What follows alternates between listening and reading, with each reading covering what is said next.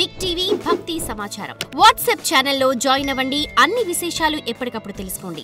Big TV వీక్షకులందరికీ కూడా నమస్కారం. కుంభమేళ, అసలు కుంభమేళ అంటే ఏంటి? ఈ కుంభమేళ ఎందుకు వస్తుంది? ఈ కుంభమేళ గల అంత విశేషప్రదమైనటువంటి విశేషం ఏమిటి? అలాగే ఈసారి కుంభమేళాలో ఏం జరగబోతున్నది, ఏ విధమైనటువంటి గొప్ప విశేషాలు ఉన్నాయి అనే విశేషాల సమూహాన్ని మనం తెలుసుకునే ప్రయత్నం చేద్దాం. కుంభము అంటే కలశము అని అర్థము, శిఖరము అని అర్థము, కుండ అని కూడా అర్థము. అందుకని దీన్ని కుంభమేళ అని అంటారనమాట. ఇది 12 సంవత్సరాలకు ఒకసారి వస్తూ ఉంటుంది. చాలామంది ఏమంటే పుష్కరాలు కూడా 12 సంవత్సరాలకు వస్తాయి కదా గురువుగారు, మరి కుంభమేళాకి పుష్కరాలకి ఏమైనా సంబంధం ఉన్నదా, పుష్కరము అది ఒకటేనా అని చాలామందికి కొద్దిపాటి సందేహాలు ఉంటాయి. పుష్కరము అనేటువంటిది ఒక్కొక్క నదికి వచ్చేటువంటి జన్మదినోత్సవం కింద మనం చెప్పుకోవాలి, అంటే పుట్టినరోజు పండుగ లాంటిది. కానీ కుంభమేళ అన్ని నదులకి రాదు, అన్ని ప్రదేశాల్లోనూ రాదు. ఈ కుంభమేళ 4 ప్రాంతాల్లో మాత్రమే వస్తూ ఉంటుంది. దానికి జ్యోతిష్య శాస్త్రం ప్రకారంగా ఇన్ని సంవత్సరాలకు ఒకసారిని ప్రక్రియ ఉంటుంది. అలా వచ్చేది 4 చోట్ల మాత్రమే. కానీ పుష్కరాలు అలా కాదు. భారతదేశంలో ఉన్న పుణ్యప్రదమైనటువంటి నదులకి ఒక్కొక్క రాశిలోకి గురుడు సంచారాన్ని బట్టి, ఆ సంచార గురు గ్రహాన్ని బట్టి ఆ సంవత్సరం ఆ నదికి పుష్కరం కింద చెప్పారు. అయితే పుష్కరాలు కూడా చాలా గొప్పవి. దయచేసి భారతీయులందరూ కూడా, అలాగే ఇతర దేశంలో ఉండేటువంటి మన భారతీయులే కాదు ఇతర దేశస్తులందరూ కూడా ఇలాంటి పుష్కరాలప్పుడు కానీ కుంభమేళ అప్పుడు కానీ ఎవరైతే వచ్చి స్నానం చేస్తారో వారు చాలా చాలా అదృష్టవంతులు. అది వర్ణనాతీతం దాని అదృష్టాన్ని, అంతకంటే మనం చెప్పలేము. అయితే ఈ మధ్యకాలంలో నేను కొన్ని చిన్న చిన్న వీడియోస్ చూడటం జరిగింది. కుంభమేళాకి వెళ్ళవద్దు, లేకపోతే కుంభమేళ ముందర ఏవో వైరస్ల ప్రభావము ఇలాగా అలాగా అని ప్రచారం చేస్తున్నారు. ఇది మన భారతీయ సంస్కృతిని నష్టపెట్టాలని కొంతమంది చేసేటువంటి ప్రయోగాలు. రెండోది, మన భారతీయ ఆచారాల వెనుక చాలా గొప్ప ఉద్దేశం ఉన్నది. కావున దయచేసి ఇలాంటివి చూసి మీరు తెచ్చుకునేటువంటి అదృష్టాన్ని తెచ్చుకోకుండా మీరు ఇంట్లోనే ఉండిపోవటం మూలకంగా మీరు తర్వాత ఎవరికో ఏదో పుణ్యం వచ్చింది, ఆనందం జరిగింది అనేటువంటి విషయం తెలుసుకుని అయ్యో మేము ఇలా వెళ్ళలేకపోయామే అనే బాధ మాత్రం మీరు అనుభవించవద్దనే విషయంగా నేను ఇక్కడ మీ అందరికీ కూడా సూచన చేస్తున్నాను. మనం ఎక్కడికి వెళ్ళినా ఎలా వెళ్ళినా మన శరీరానికి సంబంధించిన ఆరోగ్య జాగ్రత్తలు మనం తీసుకోవాలి. భారతదేశ ప్రభుత్వం వారు కానీ కుంభమేళా జరిగేటువంటి ఉత్తరప్రదేశ్ ప్రభుత్వం వారు కానీ అన్ని జాగ్రత్తలు తీసుకున్నప్పటికీ కూడా వ్యక్తిగతంగా ప్రతి మనిషి యొక్క బాధ్యత తమ యొక్క ఆరోగ్యాన్ని తాము కాపాడుకుని జాగ్రత్తగా వెళ్ళి రావటం అనేటువంటిది అది ప్రతి ఒక్కరి యొక్క బాధ్యత, ప్రభుత్వాలదే కాదు, ప్రతి ఒక్కరి యొక్క బాధ్యతగా మనం భావన చెయ్యాలి. అయితే పుష్కరము కుంభమేళము విశేషం ఏమిటి అనేటువంటి విషయాన్ని నేను తెలియజేస్తున్నాను. కుంభమేళ అనేటువంటిది 4 ప్రదేశాల్లోనే జరుగుతుంది. ఒకటి ఉజ్జయిని, ఒకటి ప్రయాగరాజ్, ఒకటి నాసిక్, ఒకటి హరిద్వార్. ఈ 4 చోట్ల మాత్రమే కుంభమేళ జరుగుతుంది. మళ్ళీ చెప్తున్నాను మీ అందరి కోసం, ఉజ్జయిని మహాకాళేశ్వర్, అలాగే ప్రయాగరాజ అంటే అక్కడ మాధవేశ్వరి అనే శక్తిపీఠం ఉన్నది, అక్కడ కుంభమేళ జరుగుతుంది. ఈ 4 ప్రదేశాల్లో మాత్రమే కుంభమేళ వస్తుంది భారతదేశంలో. అందుకని కుంభమేళ చాలా విశేషప్రదమైనటువంటిది. ఈసారి వచ్చే కుంభమేళ మహోత్కృష్టమైనటువంటిది, మహోన్నతమైనటువంటిది. ఇది మహాకుంభగా ప్రకటించడం జరిగింది. 144 సంవత్సరాల తర్వాత వచ్చేటువంటి కుంభమేళ. దీన్ని ఎలా లెక్కలు కడతారు? దీని లెక్కలంతా కూడా చాలామంది మానవులకి జ్యోతిష్య శాస్త్రానికి సంబంధించిన లెక్కలు కానీ కాలగణనము చేసేటువంటి లెక్కలు కానీ తెలియవు. చాలామందికి తెలియవు, నిజంగా చెప్పాలంటే చాలామందికి తెలియవు. శాస్త్రవేత్తలు మాత్రం తెలుసు వారికి. అందుకనే శాస్త్రవేత్తలు ఎప్పుడు కూడా విమర్శించరు. శాస్త్రవేత్తలు అంటే శాస్త్రం తెలిసినటువంటి వారు. శాస్త్రం తెలియని వాళ్ళు ప్రతిరోజు దీన్ని ఒక పనిగా పెట్టుకుని విమర్శనాస్త్రాలు వేస్తూ ఉంటారు. శాస్త్రం తెలిసినటువంటి అంటే ఏంటంటే మనకి దేవుడికి కాలాన్ని ఎలా లెక్క కట్టాలి అంటే మనకి 365 రోజులు అంటే ఒక సంవత్సరం. మనకి 365 రోజులు 12 నెలలు జరుగుతాయి. 12 నెలల్లో 2 పక్షాలు ఉంటాయి. 31 రోజులు ఒకసారి ఉంటుంది, 30 రోజులతో పాటు ఉండి మొత్తము 365 రోజులు కలిపి మనకి ఒక సంవత్సరం కింద పరిగణిస్తాము.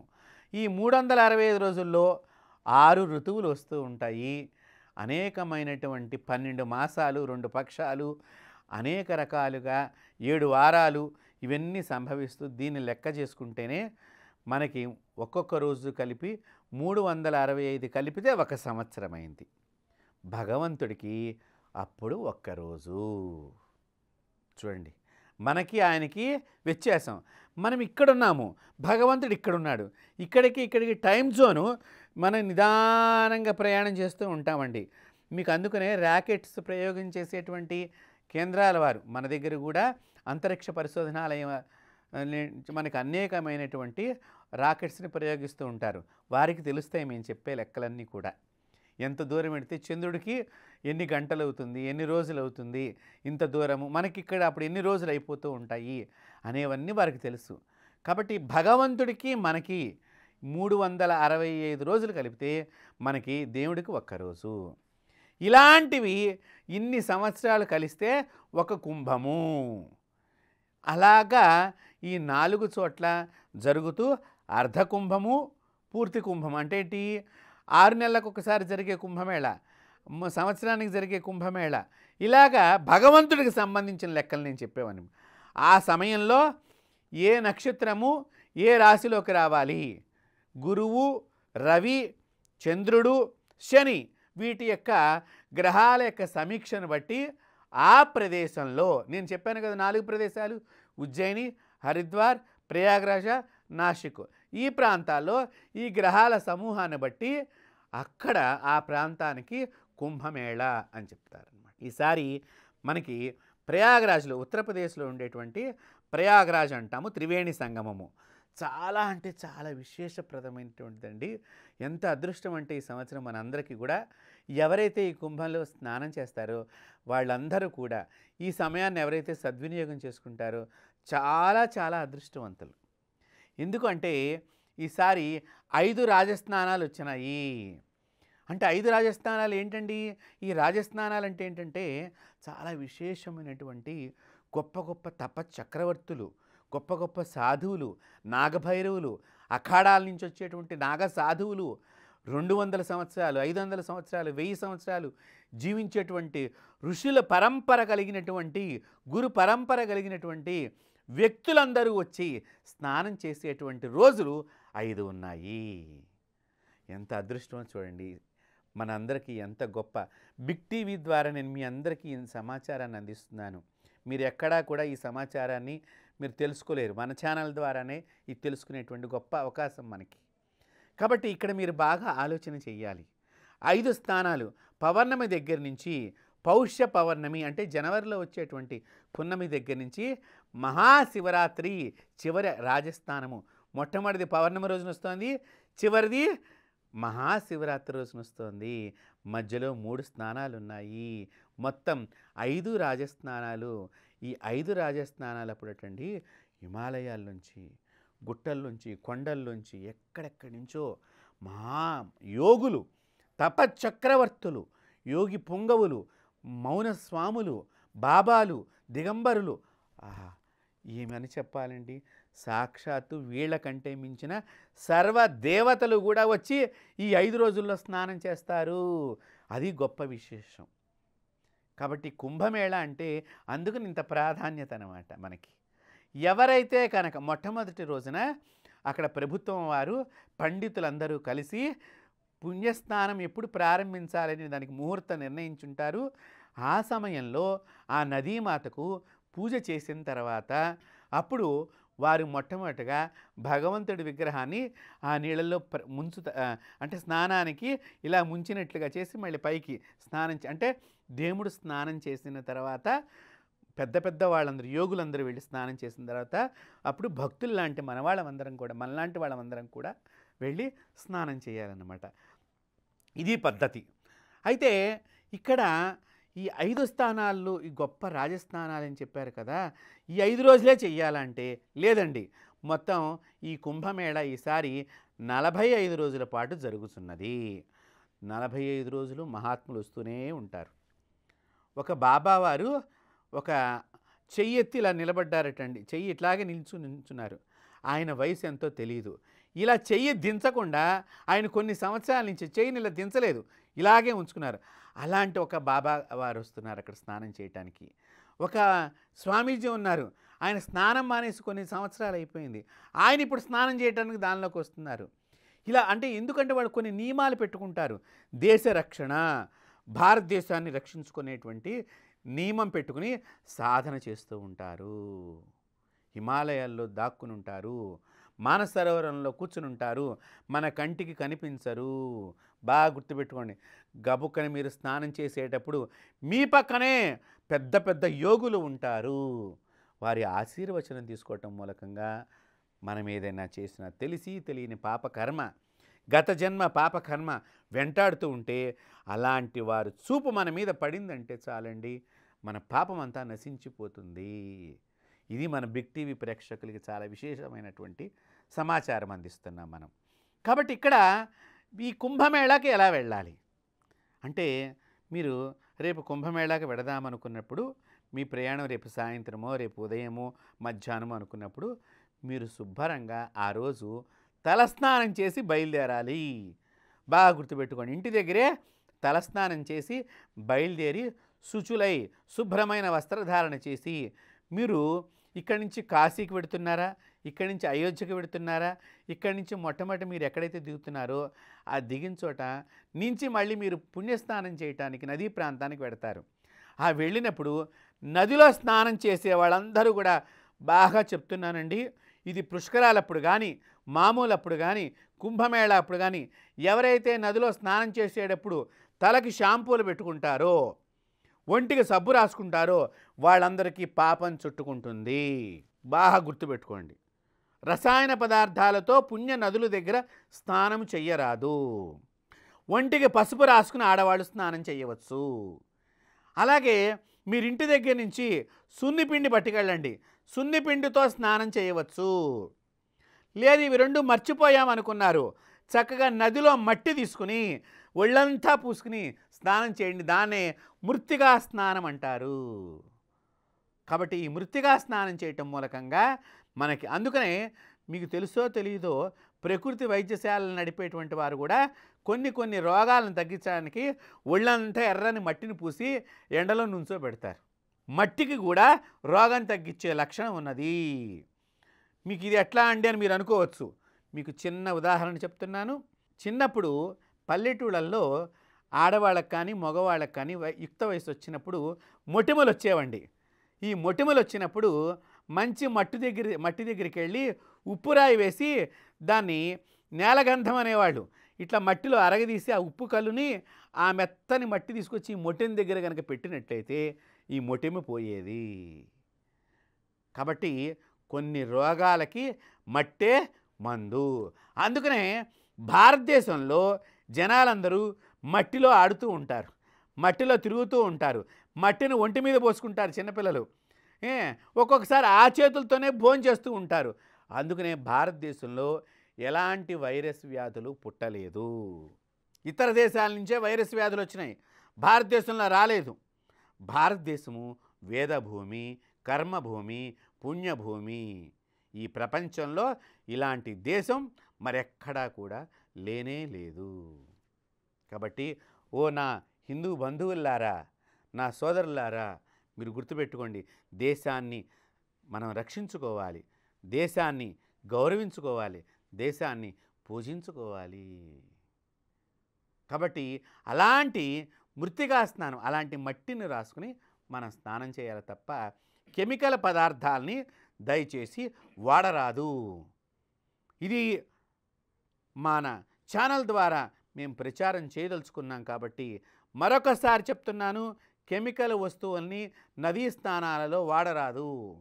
కుంభమేళా కానీ, పుష్కరాలప్పుడు కానీ, మామూలప్పుడు కానీ, సబ్బుల్ని కానీ, షాంపూలు కానీ, దయచేసి మరే ఇతరత్ర కెమికల్కి సంబంధించినటువంటి పదార్థాలు ఏవి కూడా నదీ స్నానాల దగ్గర వాడరాదు. పసుపు రాసుకుని కానీ, సున్నిపిండి అంటే ఏంటండి, మనకి చక్కని పచ్చిశనగపప్పు, మినుములు, అలాగే బావంసాలు, ఖర్జూరాలు, ఇలాచి, లవంగాలు ఇత్యాది పరిమళ ద్రవ్యాలతో తయారు చేసినటువంటి పౌడర్ని సున్నిపిండి అంటారు. ఆ సున్నిపిండిని రాసుకోవటం మూలకంగా చర్మము మృదుత్వం వస్తుంది. చర్మం మీద ఉండేటువంటి చర్మ వ్యాధులు తొలగిపోతాయి. చర్మానికి చెమట వాసన తొలగిపోతుంది.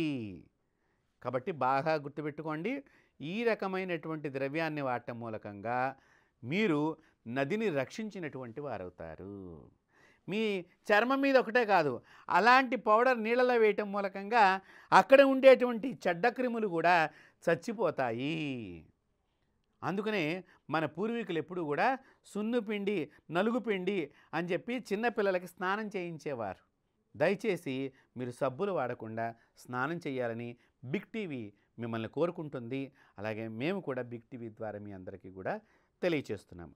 అలాగే ఈ కుంభమేళాలో నది స్నానం చేసేటప్పుడు ఇంకేం చేయాలి మనము అన్నప్పుడు, నదిలో స్నానం చేసే ముందర అక్కడ ఉండేటువంటి పురోహితుడు, అంటే ఆ నదిని ఆశ్రయించి కొంతమంది బ్రాహ్మణులు బతుకుతూ ఉంటారు. బ్రాహ్మణులు అంటే పురోహితులు.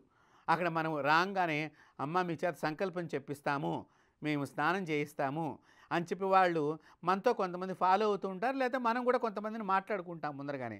ఆ పురోహితుడు చెప్పిన విధంగా మనం సంకల్పం చెప్పి, అప్పుడు ఆ పురోహితుడు ఏ విధంగా అయితే స్నానం చేయమంటున్నాడో ఆ విధంగా మనం స్నానం చెయ్యాలి. సంకల్పం చెప్పుకుని, సంకల్పంలో చాలా విశేషమైనవి చెప్తూ ఉంటారు. కాబట్టి ఈ కుంభమేళాలో మీరు చక్కగా ఆ సంకల్పం చెప్పించుకుని మీకు తోచినటువంటి దక్షిణ కానీ, ఒకవేళ అక్కడ పురోహితుడు ఏదైనా మిమ్మల్ని ఆశించి అయ్యా భోజనానికి కూడా ఏదైనా 10 రూపాయలు ఎక్స్ట్రా ఇస్తే సంతోషపడతానన్నప్పుడు అది ఇచ్చి మీరు మీ పెద్దల్ని ఆనందింపచేయండి. మీరు పుణ్యాన్ని మరింత సంపాదించుకోండి. అలాగే నదిలో స్నానం చేసే ముందర మొట్టమొదటిగా కుడికాలు నీళ్ళల్లో పెట్టాలి. బాగా గుర్తుపెట్టుకోండి, కుడికాలు నీళ్ళలో పెట్టాలి, అప్పుడే స్నానం ఆడాలి.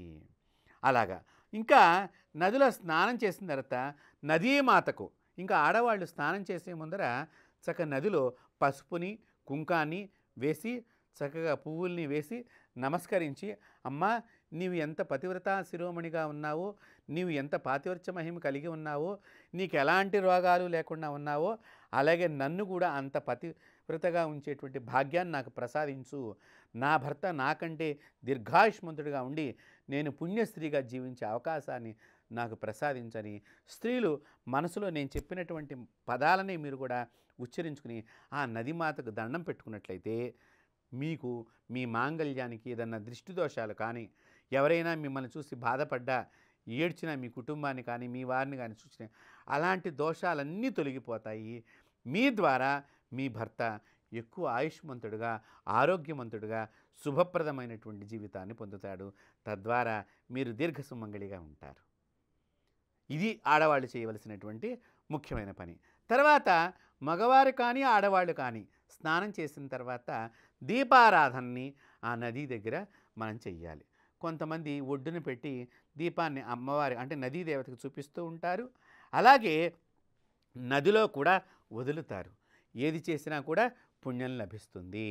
అయితే ఇక్కడ బాగా గుర్తుపెట్టుకోండి, మీరు అరటి దొన్నెల్లో కానీ, అరటి మట్టలు కానీ, వాటితో తయారు లేకపోతే కొబ్బరి పెంకుల్లో కానీ దీపాన్ని వెలిగించి దయచేసి నీళ్ళల్లో వదలండి. ప్లాస్టిక్ దొన్నెలు కానీ, థర్మోకోల్తో తయారు చేసిన దొన్నెల్లో కానీ దీపాలను వదలవద్దు. మనం పాపం చేసిన వాళ్ళం అవుతాము. అరటి దొన్నెల్లో కానీ, అరటి మట్ట కానీ, లేకపోతే ప్రసాదం దొన్నెలని ఇస్తరాకు దొన్నెల్లాగా వస్తాయి, దానిలో అయినా సరే మీరు చక్కగా ప్లాస్టిక్ కాకుండా ఉండేటువంటివి ఏవైనా సరే, చెట్టుతో తయారు చేసినటువంటివైనా సరే, అలాగే కొబ్బరి పెంకుల్లో కానీ ఈ దీపాన్ని వెలిగించి నీళ్ళల్లో వదలండి. ఆ దీపాన్ని వెలిగించే ముందర ఆ దీపానికి పసుపు బొట్టు పెట్టాలి. చక్కగా వెలిగించి భక్త్యా దీపం ప్రయచ్చామి దేవాయే పరమాత్మనే త్రాహిమాన్ నరకా ఘోరాత్ దివేర్ జ్యోతిర్ నమోస్తుతే. అమ్మా నేను భక్తితో ఈ దీపాన్ని వెలిగిస్తున్నాను, నాకు నరక ప్రాప్తి లేకుండా చెయ్యి, నాకు రోగం లేకుండా చెయ్యి, అలాగే నాకు శుభప్రదమైన జీవితాన్ని ప్రసాదించు, మా ఇంట్లో ఎల్లప్పుడూ కూడా దీపం వెలుగుతూ ఉండేటట్టుగా చెయ్యి అని ఆ నదిని కోరుకుని మీరు నీళ్ళలో వేసి చక్కగా ఆ నదీమాతకి ఈ దీపాన్ని పంపించినట్టుగా సాగనంపినట్టుగా కొద్దిగా నీళ్ళని అలా అన్నట్లయితే ఆ దీపం నది మధ్యలోకి చేరుకుంటుంది. ఈ విధంగా అక్కడ దీపారాధన చెయ్యాలి. ఇంకా మూడవ విషయము అత్యంతమైనటువంటి శక్తివంతమైనటువంటి గొప్పదైనటువంటి దోషాలను పోగొట్టేటువంటి విషయం మూడవ విషయం ఏంటంటే దానం చెయ్యాలి. కుంభమేళాకి వెళ్ళినప్పుడు మీ పితృదేవతల్ని తలుచుకొని దానం ఆడవాళ్ళు స్వయం పాక దానం చేయవచ్చు. అంటే కొంతమంది మగవాళ్ళు రాలేని పక్షం ఉండవచ్చు, కొంతమందికి ఇంట్రెస్ట్ ఉండకపోవచ్చు. మీరు వెళ్ళండి, మీరు ఎడితే చాలులే అని మగవాళ్ళలో ఎక్కువగా ఈ అలక్ష్య భావన ఎక్కువ ఉంటుంది.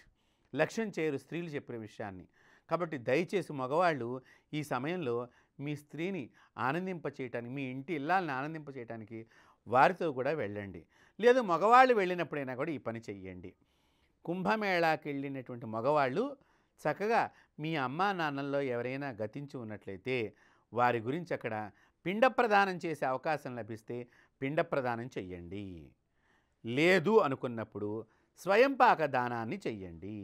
అది కూడా ఈ సామాన్లు ఎట్లా దొరుకుతాయి, ఏం దొరుకుతాయి మనకు తెలియదు కదా అనుకున్నప్పుడు మీరు ఇంటి దగ్గర నుంచి ఒక పంచ కండువా పట్టుకెళ్ళి మీ పూర్వీకులు గతించినటువంటి మీ అమ్మా నాన్నలు ఎవరైనా కనుక ఉన్నట్లయితే వాళ్ళ పేరున అయ్యా మా నాన్నగారు లేరు లేదా మా అమ్మగారు లేరు, వారు ఉత్తమ లోకానికి వెళ్ళాలని చెప్పి ఈ కుంభమేళా సమయంలో నేను ఈ వస్త్రాన్ని మీకు దానం చేస్తున్నానని చెప్పి కొంచెం పైకము కొంత రుసుము దాని మీద పెట్టి ఈ వస్త్రంతో పాటు వారికి దానం ఇచ్చి వారి కాళ్ళకు నమస్కారం చేయండి. తద్వారా మీ పూర్వీకులందరూ కుంభమేళా సమయంలో నది దగ్గరే ఉంటారు. అప్పుడు మిమ్మల్ని ఆశీర్వచనం చేస్తారు. ఇంట్లో పిల్లలకి పితృదోషాలు లేకుండా చేసుకున్నటువంటి వాళ్ళు అవుతారు. అంత గొప్పది పుణ్యమైనటువంటిది ఈ కుంభమేళ. కాబట్టి ఈ విధంగా చేయండి. మగవారు రాని ఆడవాళ్ళు కూడా దానం చేయవచ్చు. కాబట్టి నేను చెప్పిన విధానంగా అయితే మీరు అత్తగారు మామగారు లేకపోతే వాళ్ళ పేరు వాళ్ళ గోత్రం చెప్పి ఇవ్వాలి మొట్టమొదట. అప్పుడు మా అమ్మగారు మా నాన్నగారు కూడా లేరు అనుకుంటే కనుక ఆడపిల్లలు మొట్టమొదట అత్తగారు మామగారికి ఇచ్చిన తర్వాత అప్పుడు అమ్మా నాన్నల గురించి ఇవ్వాలి. లేదండి మా అత్తగారు మా నాన్నగారు బాగానే ఉన్నారు, మామగారు బాగానే ఉన్నారు, బతికే ఉన్నారు, మా అమ్మగారు మా నాన్నగారు లేరు అన్నప్పుడు వాళ్ళ పేరు చెప్పి అప్పుడు చేయవచ్చు. కాబట్టి ఈ విధంగా మీరు కుంభమేళాకి వెళ్ళినప్పుడు దానం చెయ్యండి. ఇంకా విశేషంగా చెప్తున్నాను, మీరు వెళ్ళేటప్పుడు కొద్దిగా చిల్లర పైసలు కానీ చిల్లర నోట్లు దగ్గర పెట్టుకుని వెళ్ళండి. అక్కడ ముష్టివారు కానీ పేదవారు కానీ లేదా ఎవరైనా గురువులు కూడా వస్తూ ఉంటారు. మనకు తోచిన దక్షిణ ఇచ్చి నమస్కారం చేయండి. భగవంతుడు దైవం మానుష రూపేణ ఏ రూపకంగా వస్తాడో తెలియదండి. మన పాపం పట్టుకెళ్ళాలి అని చెప్పి అక్కడ కూర్చుని ఉన్నాడు. ఇప్పుడే భగవంతుడు వచ్చి ఏ వేషంలో ఉంటాడో తెలియదు. మాయానేత్రాలు, ఈ మాయానేత్రాలకు తెలియదు. కాబట్టి ఏ రూపకంగా వస్తాడో తెలియదు అందుకని ఎవరైనా వచ్చినప్పుడు మీకు తోస్తే ₹1 సాయం చేయండి. అంతేగాని కాళ్ళు చేతులు బాగానే ఉన్నాయి కదా ఎందుకు అడుక్కు తింటున్నావు అని మాత్రం అనొద్దండి. అలా ఎందుకంటే సర్వదేవతలు ఎంత పవిత్ర శక్తి ఉంటుందో నేను చెప్పలేను. అంత పవిత్ర శక్తి ఉండే సమయంలో మనం కించెత్తు కూడా పాపం చేయొద్దు. అందుకని నేను మీకు ఈ విషయాన్ని తెలియచేస్తున్నాను. కాబట్టి ఈ విధంగా మీరు కుంభమేళాలో స్నానం చేసి దానాలు చేసుకుని మీరు శుభమైనటువంటి జీవితాన్ని పొందెదురుగాక. స్వస్తి. For more videos like this, subscribe Big TV channel.